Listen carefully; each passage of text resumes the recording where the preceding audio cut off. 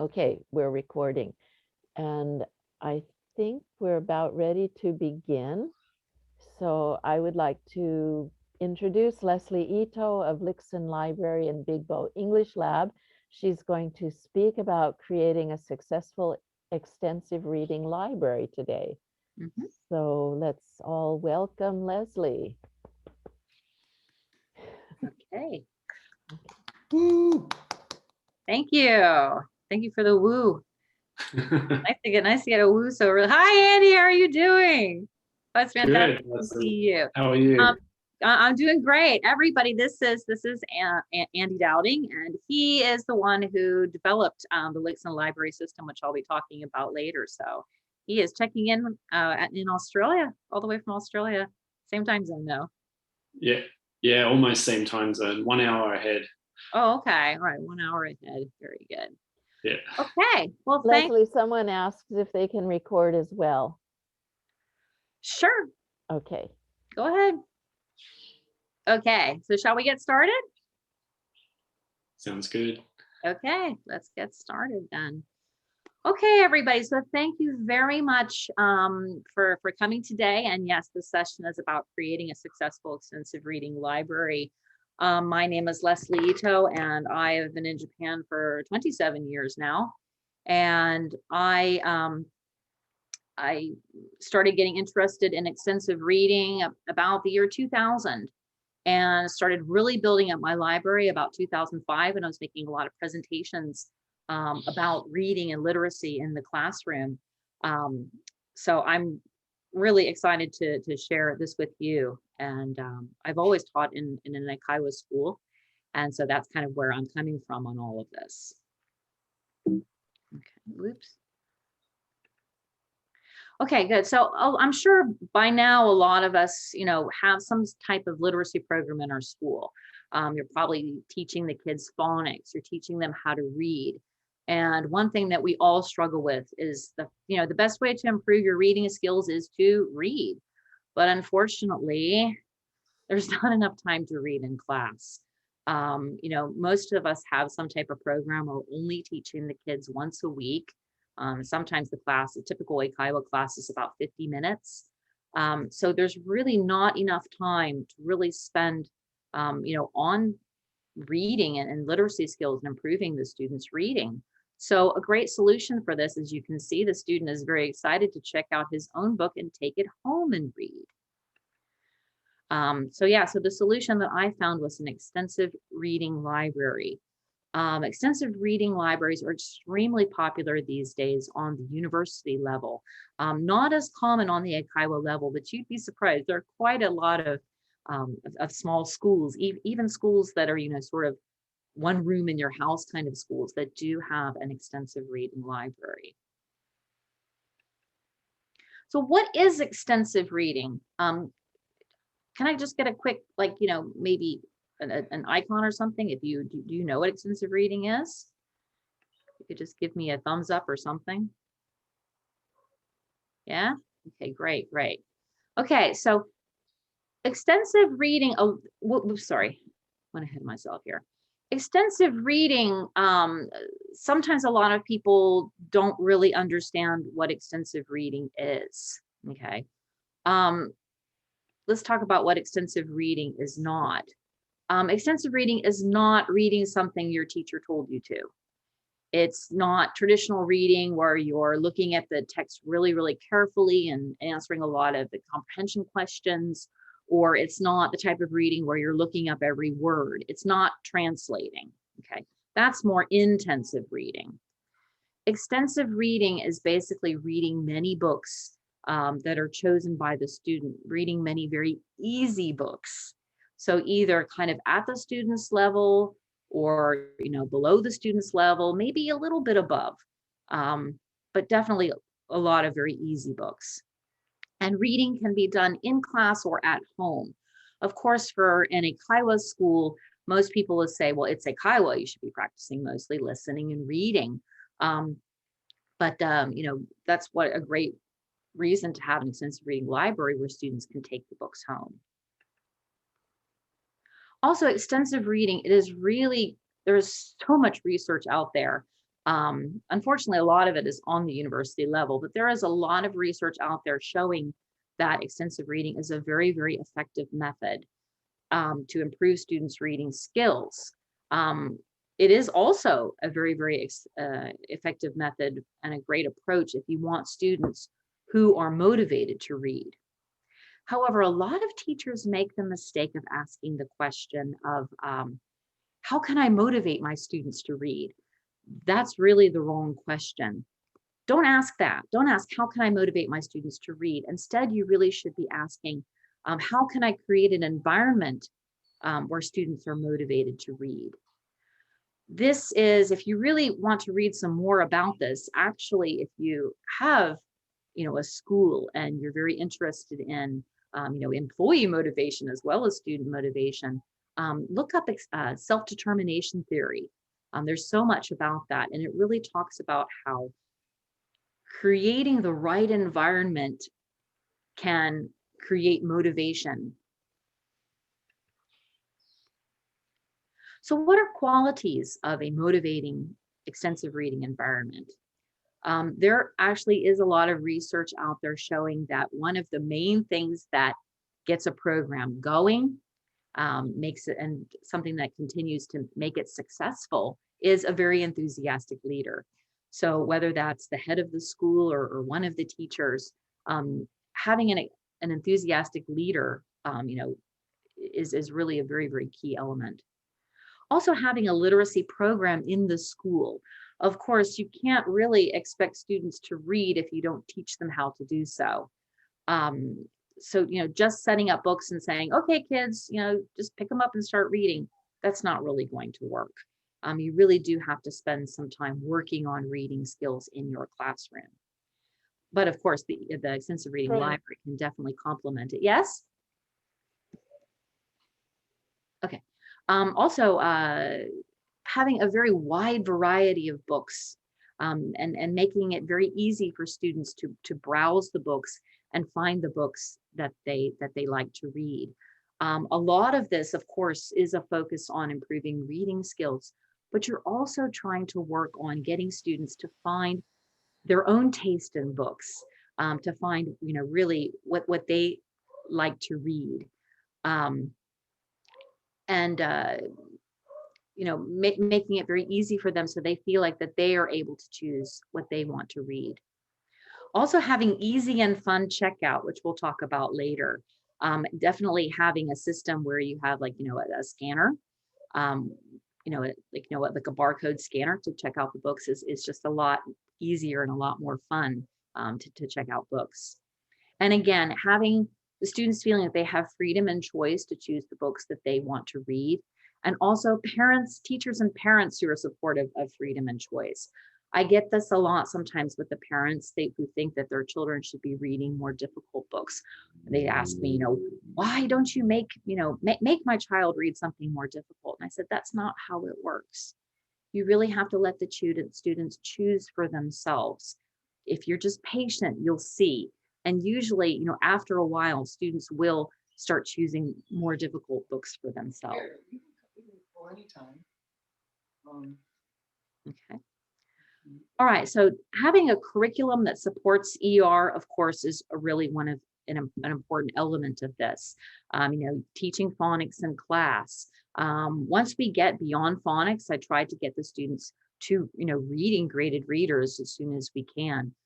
We often do where the teacher will read and sort of explain what's going on, and then the students will take turns reading, the part that the teacher read. Having this kind of support, reading a book, means students can read a book that they wouldn't be able to read independently, but they can read something a little bit more difficult with the teacher support. And this definitely helps them improve their reading skills and also gets them excited about reading.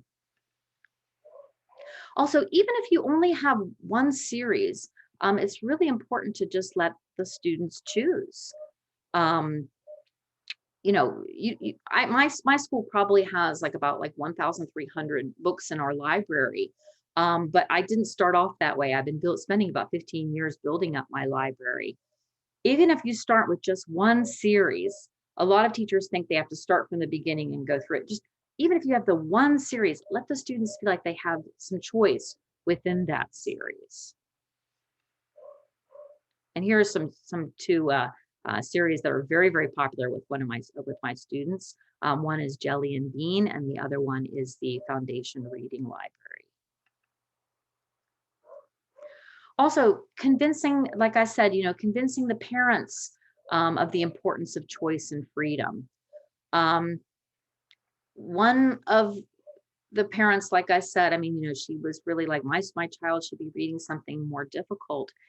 And I said, well, she seems to be choosing books that are really, really easy for her. And I wonder why that is. And then talking with the parent, I found out that the parent was really like, almost like quizzing her child, like almost making her translate it. And I said, maybe if you give a little bit more space to her, then she will, on her own find something that she wants to read. I said, I think the best thing to do is just sort of, hands off, just give her some space. And after a while, that's what happened. She found something a lot more difficult that she was interested in, and she became very interested in one particular series and was, reading. I think by the end, she had definitely read all of the books in that series and became very excited about it. Like I said, making it very easy to browse, and having the covers displayed. Those, if you're wondering, those I've had a lot of questions about those kinds of book racks. We bought them on Rakuten. They're great safe space, or space savers, and also the students can see the covers of the library books. And but even if you can't do that, dividing the library up into separate sections and making it very, very organized and very easy for students to find what they want, that really helps the students, feel like that they can effectively choose what they want to read. But of course, our students, one thing that's a huge difference between an extensive reading library for children, an extensive reading library for university students, is that our students are beginner readers. And so, they're not just, learning to read, but they're also, learning, to listen and learning the rhythm of the language. Definitely audio is something that you want to consider for, beginner readers and, for very young children. So having the audio there is really very, very, important, and it makes the students feel like, okay, I can definitely do this if there's a CD. So it gives them confidence too. We still use CDs mostly. We have, as you can see, we have this self-adhesive plastic pocket in the back of the book, and we, copy the CD. And you are legally allowed to do this. You're legally allowed to make one backup copy. And I definitely recommend that you do so. Sometimes a kid came in, Sensei, the CD isn't working, and because it had snapped in half. I don't know what these kids do to these CDs sometimes. But definitely, having your backup copy there, will help protect your investment. I know these days that, people are not CDs are becoming less and less popular. In my schools, a lot of parents still do want to have CDs.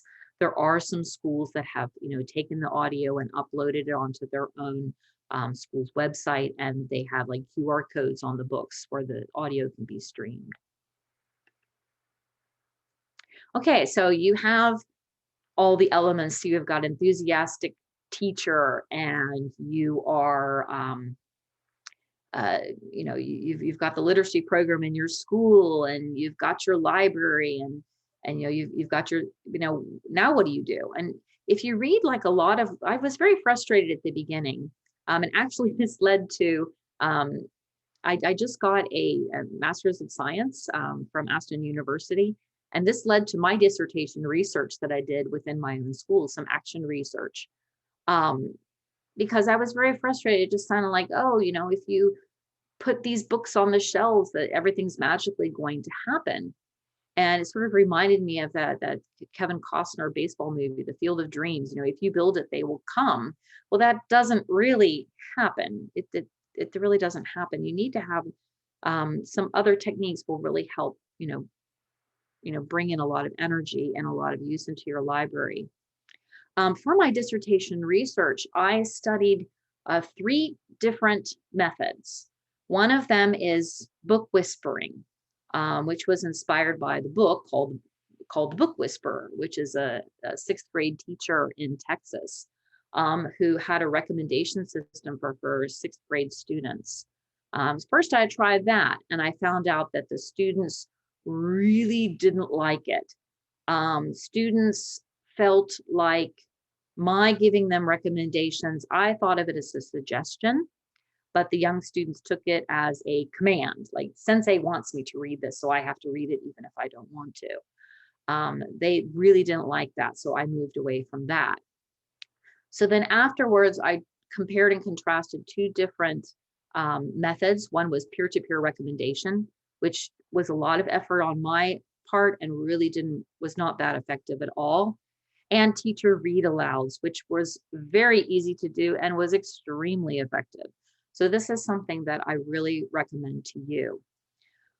Teacher Read Alouds, all it is kind of instead of a direct recommendation like book whispering, this is a very indirect recommendation. Okay. So you're just introducing books to the students. So I take a book and I read the book, in a very dramatic way and, sort of like storytelling. Or if it's a longer book, then I will perhaps read like the first chapter. This only takes about, maybe 5-10 minutes in the class. And I do it right before library checkout time. Then I set out the rest of the books in the series. And if the book really appeals to the students, and if the book also has to be appealing itself, this is not going to work with every single book. But when I do this, most of the time, all of the books are checked out. All the students want to try the book.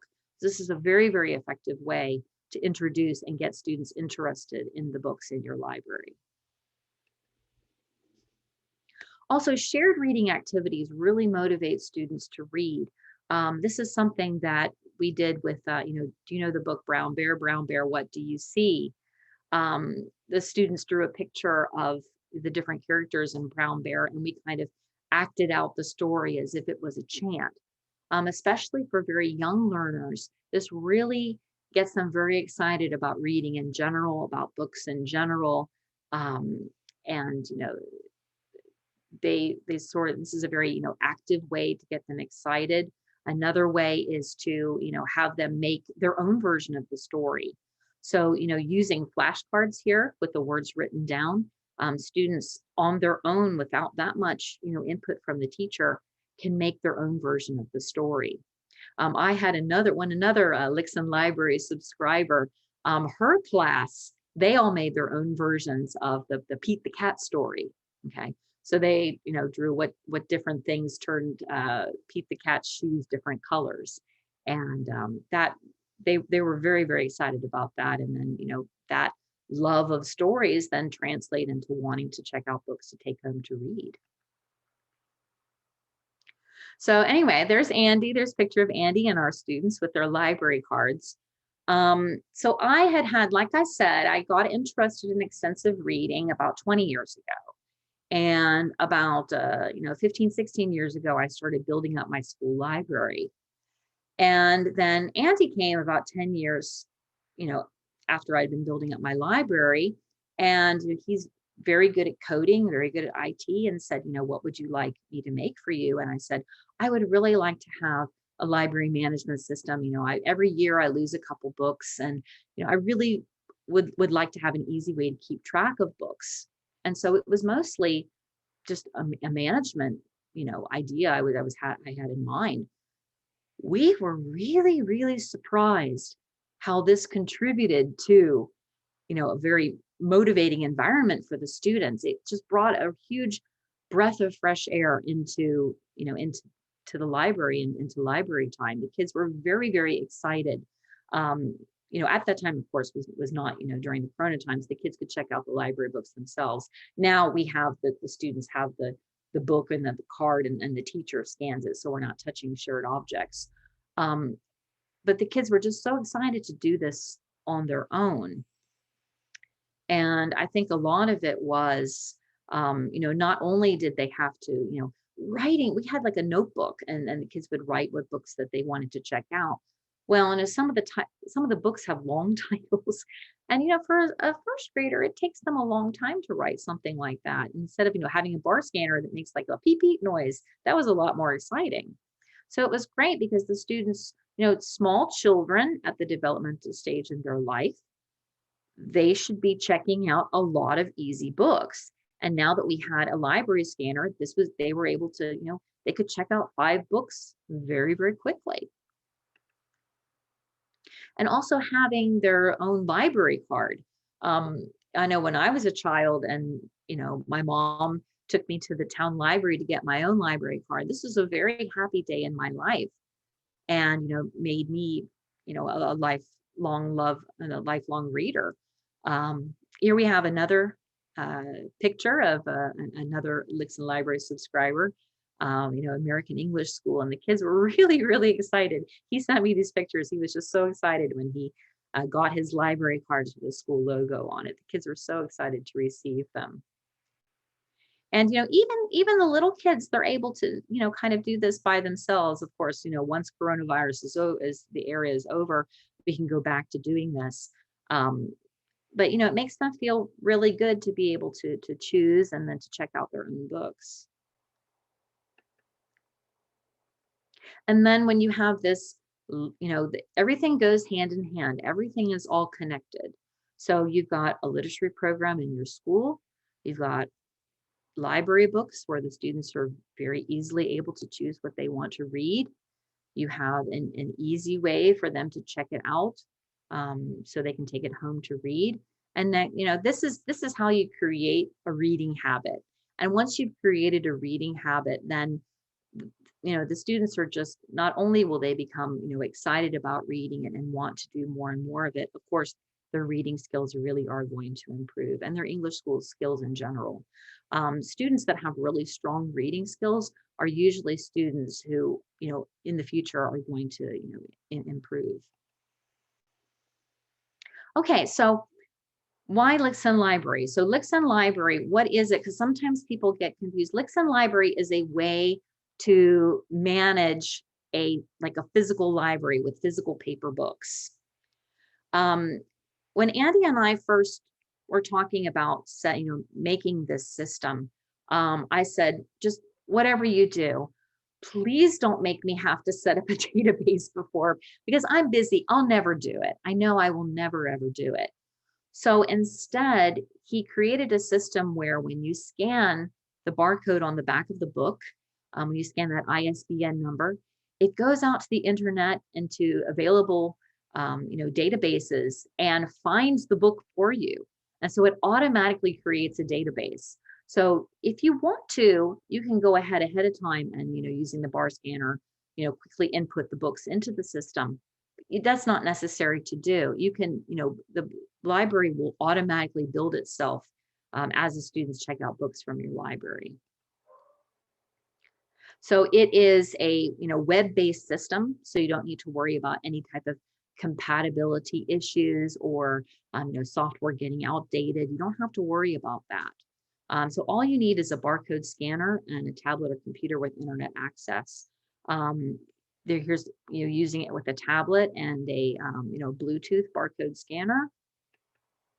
Right now, we've kind of switched to using kind of the supermarket claw barcode scanner and a laptop. That we've kind of moved to that instead these days. Of course, that type of scanner that my husband, who manages the school with me, that's a lot easier for the children to use by themselves.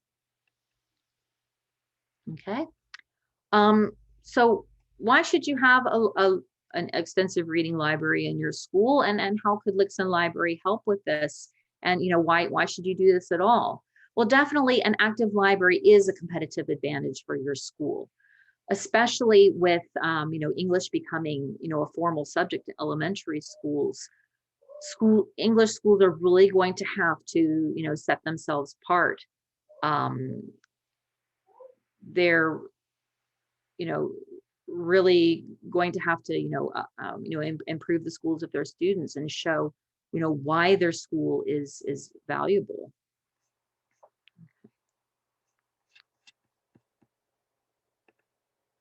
Also, you're not going to lose any books.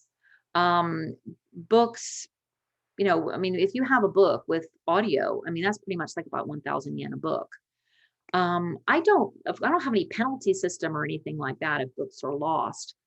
However, if you, if you just give the students a gentle reminder, every 3 or 4 months, we go to the system and, we just give the students a very, very gentle reminder. Hey, you need to, you need to bring the books back. Then usually the books come back. And, once in a while, the student loses the book, and, that's just the way it goes. I'm not going to lose a student who, pays a lot of money in tuition all during the year over, one lost book. But usually just a gentle reminder is enough. Also, writing in a notebook is really time consuming and difficult for small children to do. So if they have the barcode scanner, like I said, it's a lot of fun to, beep, beep, beep, beep, check out your books that way, rather than spending time, writing into the library and into a notebook. Also, like I said, children really love checking out their own books. They really enjoy choosing. They enjoy taking out their library card. It's just a very, very pleasurable activity for them. And also, it's a lot of great information for the teacher.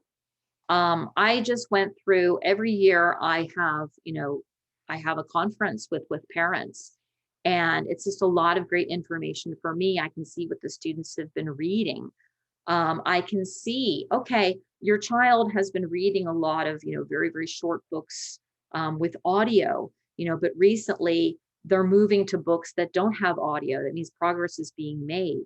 Or now they're moving to, kind of longer graphic novels. Well, that's great, because that's a bridge to reading chapter books. So I can see the students' progress at a glance. So it really, really helps me with parent communication. It also helps me see when I want to, buy a new series to expand my library. I can see which books are, the most popular, and from there I can make a purchasing decision. So as you notice, for the system, this is not the LIXON Library logo. This is my school's logo.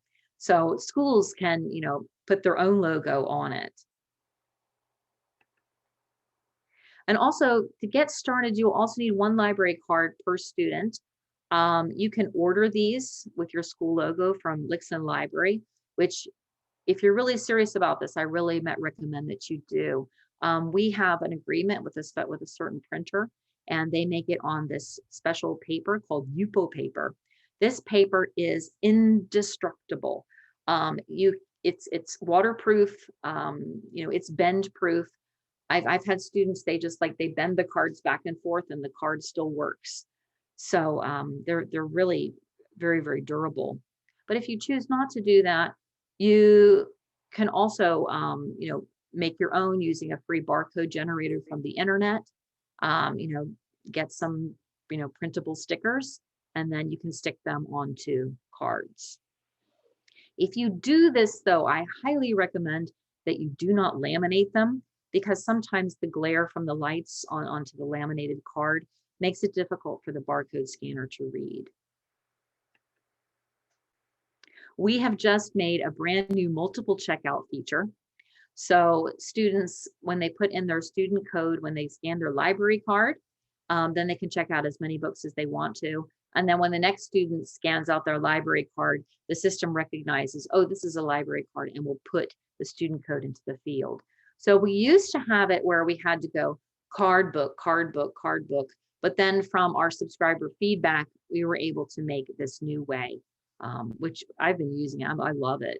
It's really, really very convenient.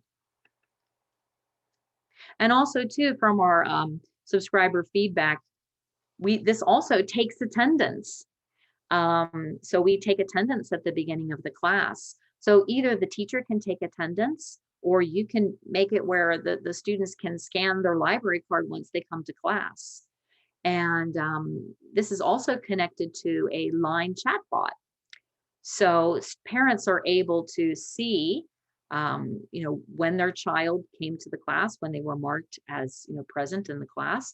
And also they can see, which library books have been checked out. So this has been really great, especially, for families where both parents work.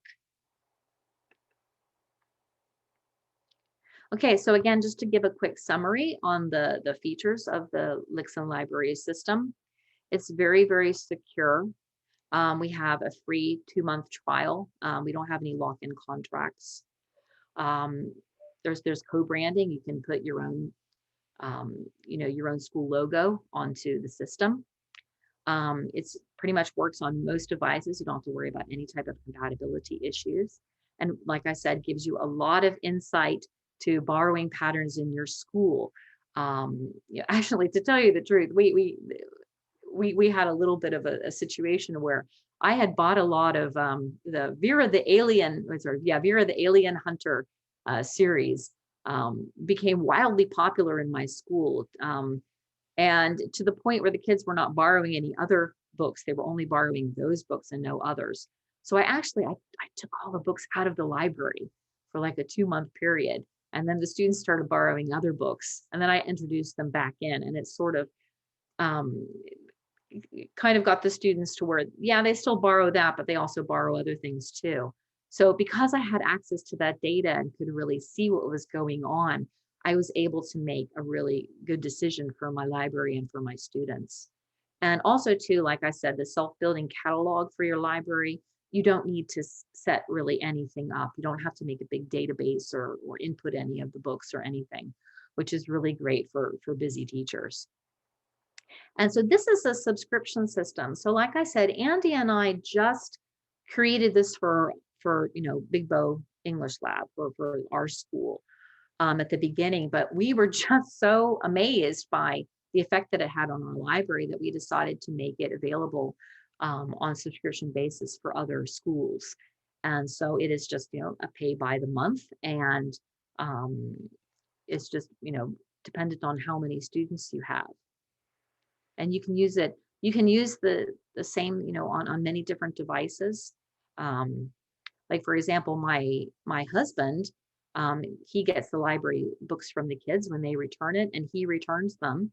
But then when students check them out, well, that's done on a different device in the classroom. So I just want to finish at the end with a quote. So if we teach a child to read, but fail to develop a desire to read, we will have created a skilled non-reader, illiterate. It's really sad when I see a lot of kids sometimes that come into my program for other schools, and the schools just focus so much on, reading and, getting to a higher level. And even it's really interesting. Like I have a lot of kids from international school programs, from other other non-English speaking countries, and they've never read a book. Their idea is that, reading is something that I do for a test because the teacher made me do. So they can read, but they don't really have a love for reading. So, that's what I said, that's illiterate. A lot of what we're trying to do, especially with children, is to try to instill a love of reading. Children who are not reading a book because their teacher told them to, but because they want to know how the story ends. Okay, so here is, I'll be putting this link into the chat. We also have a LIXON Education channel on YouTube. On that channel, I have a lot of different videos, like safe practices in the coronavirus era. Also, some troubleshooting videos. So these are things that you can view if you wish to do so. Okay, and now we will have question and answer time. So thank you very much.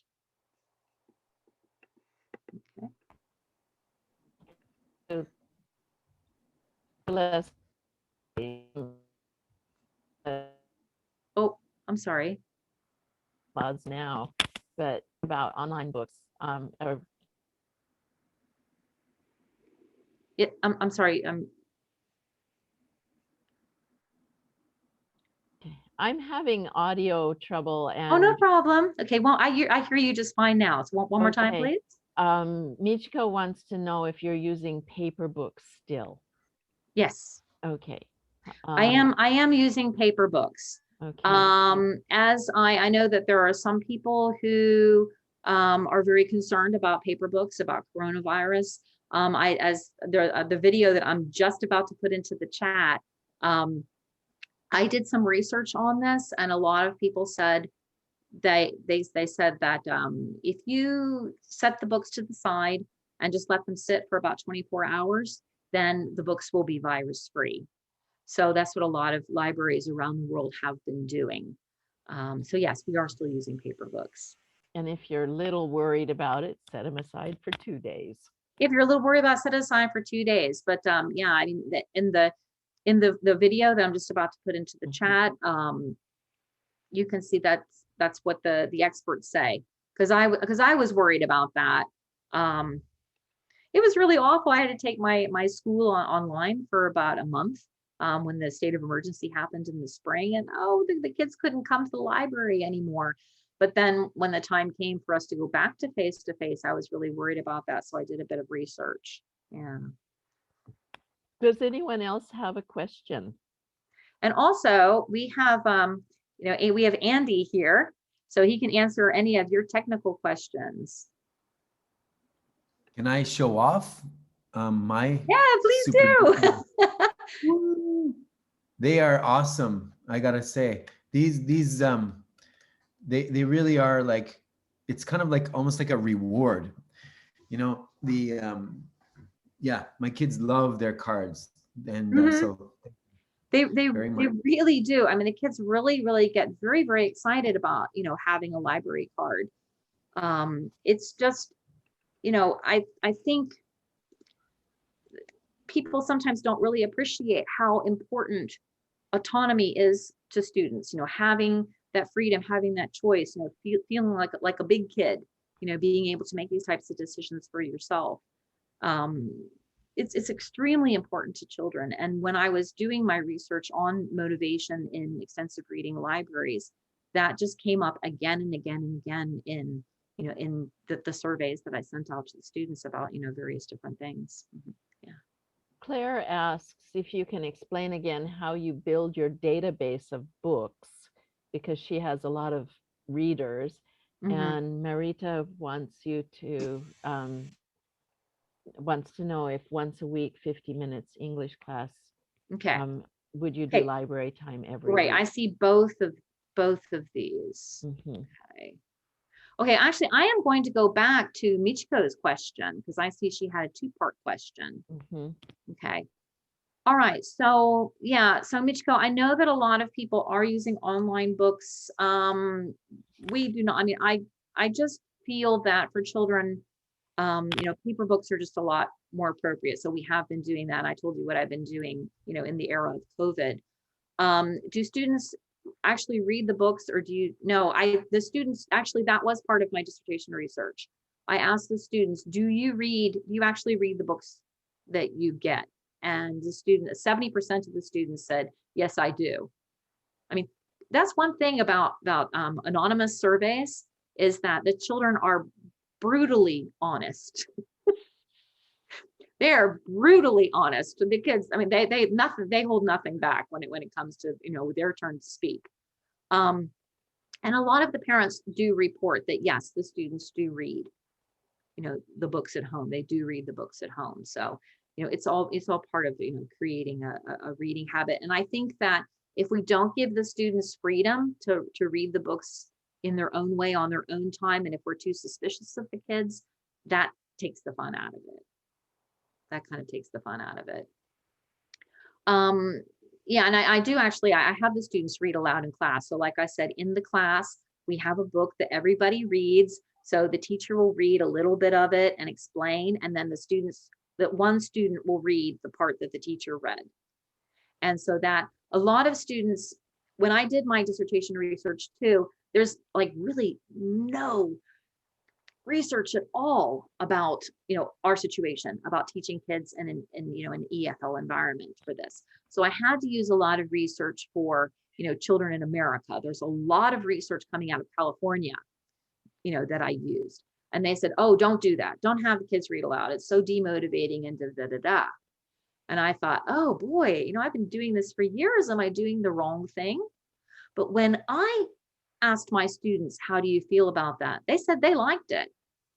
They said, I really like it. I like hearing the teacher's voice when I'm reading. And then I like the fact that when the teacher reads and then I read, that I'm able to read a book that is, you know, higher than I could read on my own. You know, that I could read, you know, something that I couldn't read by myself because the teacher helps me, that I can. Okay, Claire's question, how you build your database of books.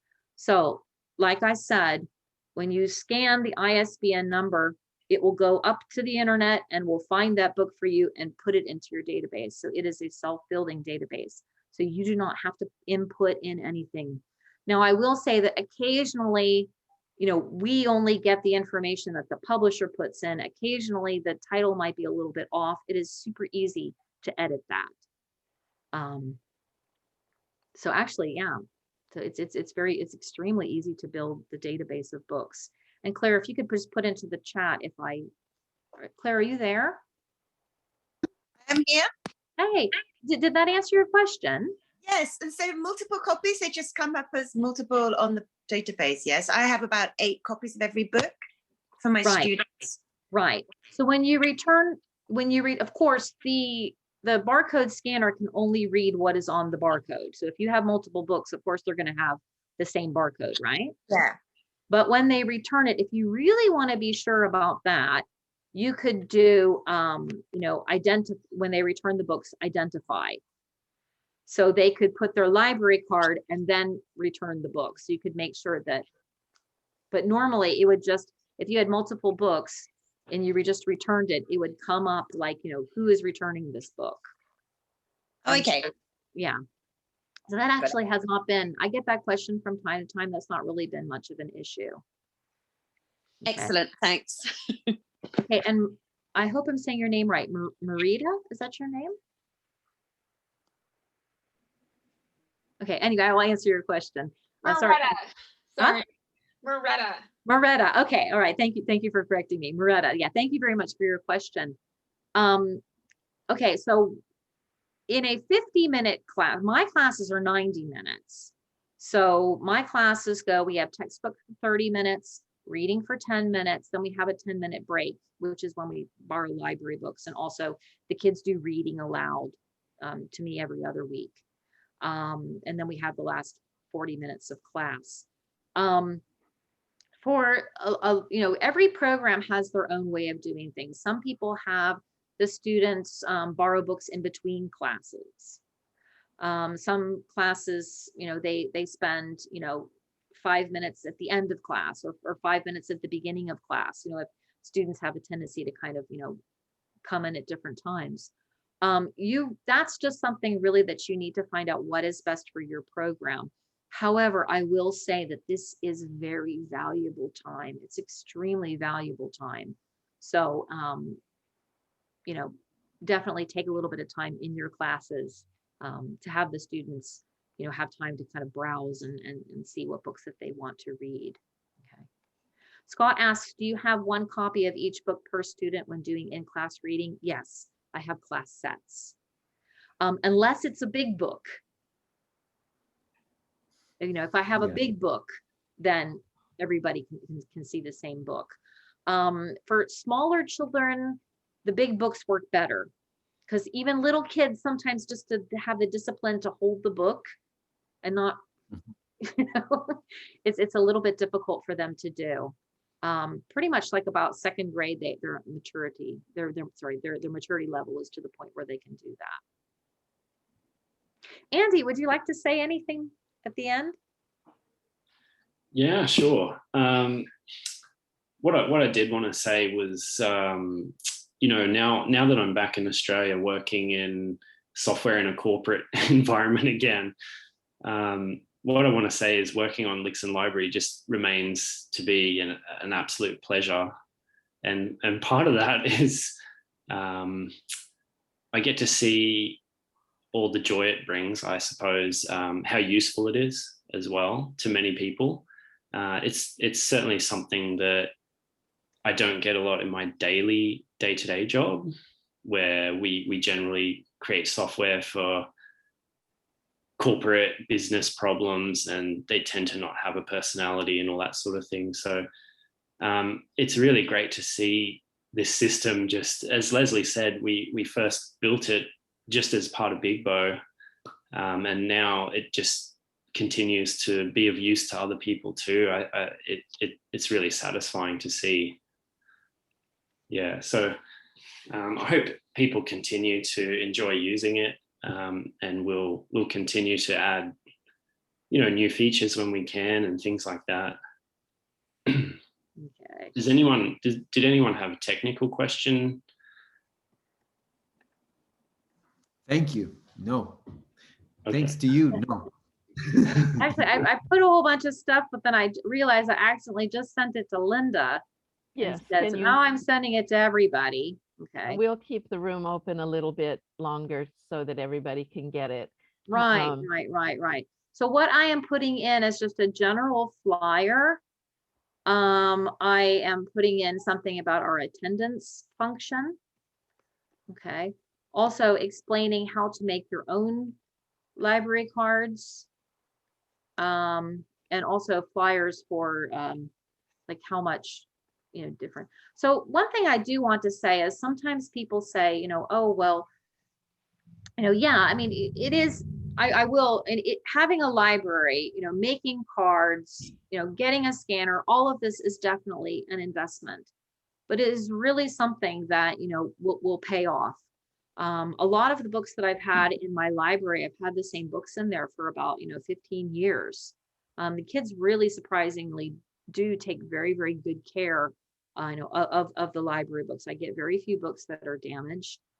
And this is just really something that, I really think for the parents, assessment, I mean, tests are great for assessment. Homework is great assessment, but seeing their kids sitting down and reading a book is, that really shows the parents, oh, my children really enjoy reading, and they can read. And even though I'm like in a Kiowa, parents really do appreciate how valuable all of this is, and they can see how, their children really do, improve. Okay, any other questions? I think, are we over time now? Our time is up. Time is up. So, Oh no. I'd like to have everybody unmute themselves and give Lesley a big hand, and thank you very much. It was very interesting. Thank And you. I will stop the recording now. And